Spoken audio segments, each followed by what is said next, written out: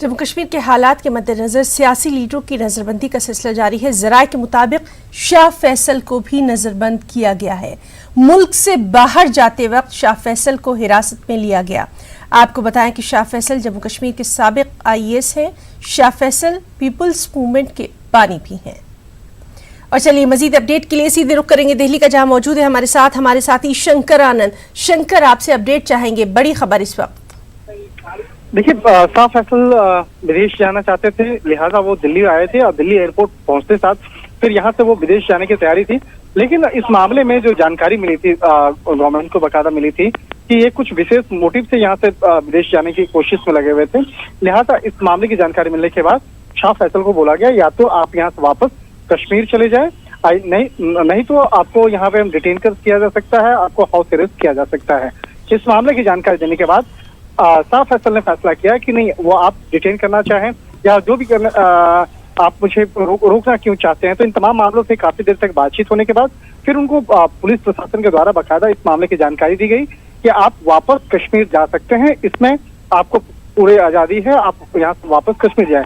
लेकिन काफी देर तक बातचीत होने के बाद फिर उनको डिटेन किया गया और डिटेन करने के बाद उनको फिलहाल जहां तक अभी जानकारी मिली है कि उनको इस बात के लिए राजी हो चुके हैं कि वापस वो शाह फैसल अपने कश्मीर जाएंगे और उसके बाद बाकायदा इस मामले में जो उनको जब अगली तारीख जो दी जाएगी, अगली जो बताया जाएगा औपचारिक तौर पे कि हाँ अब इसके बाद जा सकते हैं, तो उसके बाद ही वो विदेश जा सकते हैं। तो फिलहाल इस मामले में एक बड़ी कार्रवाई कही जा सकती है कि जिस तरह से शाह फैसल को विदेश जाने से रोका गया, काफी देर तक इस मामले पे लेकर अनबन होती रही और यहाँ से एयरपोर्ट से उसको क्लियरेंस नहीं मिल पाया। तो अब इसकी वजह क्या है, आखिर विदेश जाने में शाह फैसल को क्यों रोका गया और क्लियरेंस क्यों नहीं मिल पाया, इस मामले में अभी तक औपचारिक तौर पे कोई भी जानकारी नहीं मिल पाई है।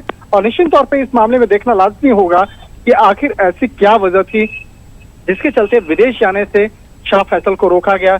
और हालांकि देखिए, पहले तो ये एक ब्यूरोक्रेट रह चुके हैं, लेकिन अब जो है वो एक राजनेता बन चुके हैं। जी। राजनेता बनने के बाद कश्मीर से वापस बाहर जाने पे, यानी कि विदेश जाने के बाद उनकी क्या रणनीति थी, क्या योजनाएं थी, वो अभी तक साफ तौर पे नहीं पता चल पाया है। लेकिन जहां तक हमारे सूत्र बताते हैं, एयरपोर्ट के सूत्र बताते हैं कि इसके काफी एक महत्वपूर्ण जो डिटेल रिपोर्ट वो दिया गया, उसी के आधार पर उनको विदेश जाने से रोका गया और फिलहाल उनको कह दिया गया है कि आप वापस कश्मीर चले जाएं। तो अब इसके लिए भी वो तैयार हो गए हैं।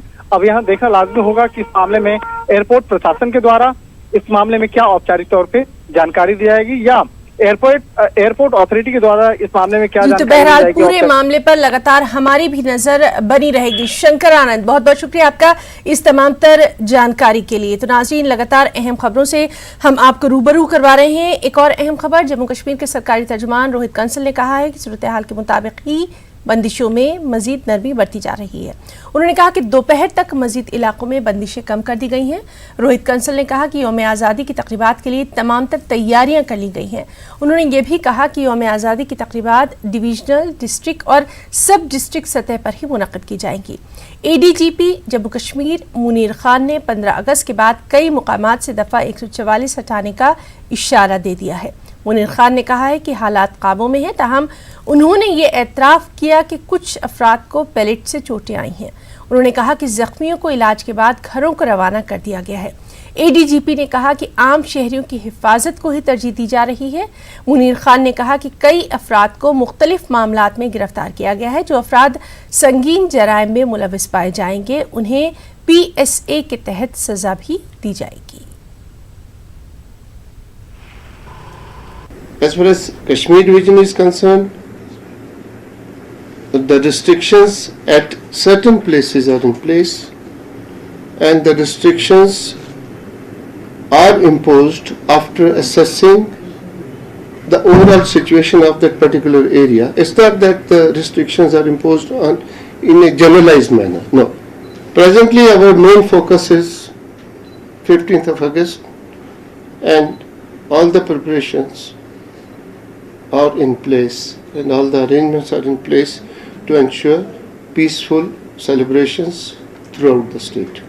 There have been localized incidents in various parts of Srinagar district and other districts also, which have been contained, dealt with locally.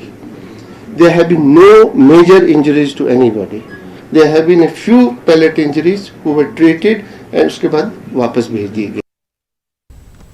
वहीं जम्मू कश्मीर शिवसेना की तरफ से जम्मू में पाकिस्तान के खिलाफ एहतजाजी मुजाहरे किए गए। इन लोगों ने कहा कि पाकिस्तान जम्मू कश्मीर में दहशतगर्दी को बढ़ावा देने की कोशिश कर रहा है। शिवसेना ठाकरे ग्रुप के पंजाब के कई कारकुन भी इस एहतजाजी रैली में शामिल रहे। बाद में शिवसेना के कारकुन कश्मीर वादी की जानिब रवाना हो गए। इनका कहना था कि वो श्रीनगर के लाल चौक में कल तिरंगा लहराएंगे।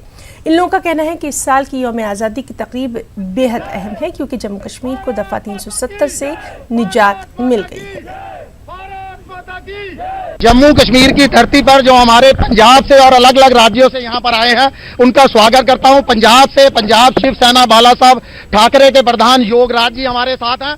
इनका तहे दिल से शुक्रगुजार हूं कि यहाँ धारा 370 हटने और 35A का स्वागत करते हुए कश्मीर के लिए कूच करने पर लाल चौक पर तिरंगा झड़ाने के लिए यहाँ पर आए हैं। माना कि हमें 1947 15 अगस्त को अंग्रेजों से आजादी मिल गई थी, मगर पिछले 7 दशकों से, पिछले 70 सालों से कश्मीर के हुक्मरान जितने भी हैं, जितने कश्मीर के नेता हैं, जम्मू को अपना गुलाम समझते थे। जम्मू के साथ भेदभावपूर्ण की नीति अपनाई जाती थी। जब से 5 अगस्त और 6 अगस्त को राज्यसभा और लोकसभा के अंदर धारा 370 को निष्प्रभावी होने और भारतीय संविधान यहां पर लागू हुआ है, उसके बाद जम्मू पूर्व खित्ते के पूरी जनता को आज आजादी देखने का मौका मिला है। आज हम हर तरफ से आजाद हैं। अब हमें पूर्ण आजादी मिली है और पूर्ण आजादी का पहला जश्न, अपना स्वतंत्रता दिवस का देश का सबसे बड़ा पर्व हम लाल चौक के ऐतिहासिक लाल चौक पर तिरंगा फहरा कर मनाना चाहते हैं।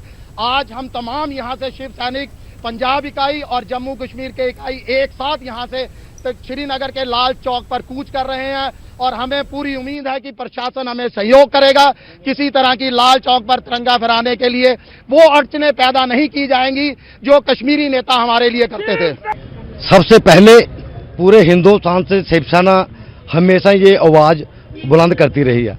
आज देश के लोगों का एक ऐसा सपना पूरा हुआ जिसके बारे में हर नौजवान, हर देशवासी उत्सव मना रहा है। तो इसी कड़ी को जोड़ते हुए आज शिवसेना पंजाब के जो कुछ पदाधिकारी हैं, बाकियों को तो सरकार ने, मौजूदा पंजाब की गवर्नमेंट ने काफ़ी लोगों को अरेस्ट कर लिया, रास्ते में पकड़ लिया, लेकिन जितने भी लोग पंजाब से जहां आए हैं, हमारा सौभाग्य है मनीष साहनी जी के नेतृत्व में अगर हमें जहां का प्रशासन श्रीनगर जाने का मौका दे तो हमारे लिए बहुत हर्ष की बात है।